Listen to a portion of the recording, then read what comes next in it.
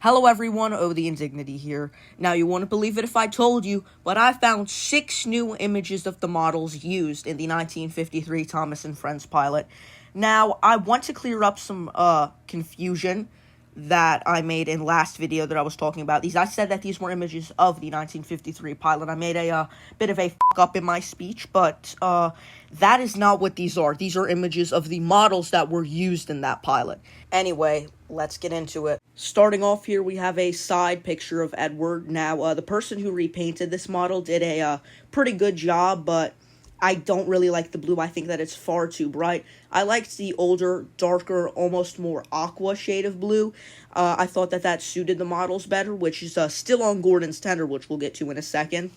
And the boiler bands, I think that the guy that painted this could have done better. They are very thick, but the lining on the splasher and the cab are very tidy.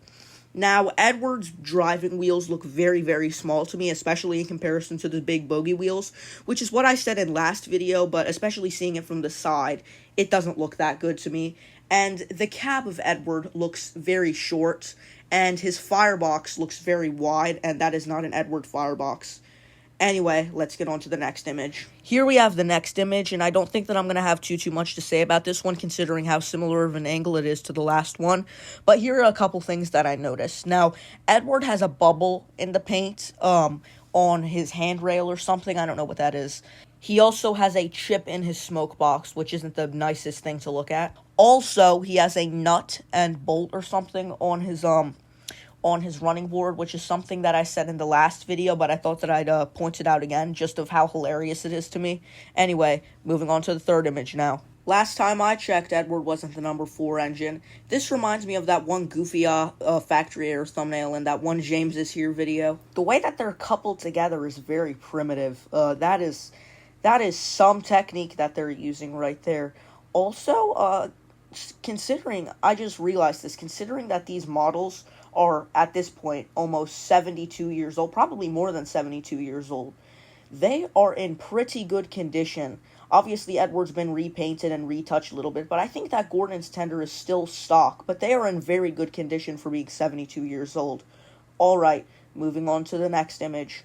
Here we have a very clear picture of Edward's chassis. This was something that we were lacking in the 2 last videos that I made on this topic, but I'm not a very, smart person when it comes to model trains and stuff. The only things that I can identify here is that this seems to be a modified Hornby 00 chassis of some sort, but I'm not exactly sure, so you guys can talk about it in the comments, because, like I said just 3 seconds ago, I'm not very smart when it comes to these things. Alright, moving on to the 5th image now.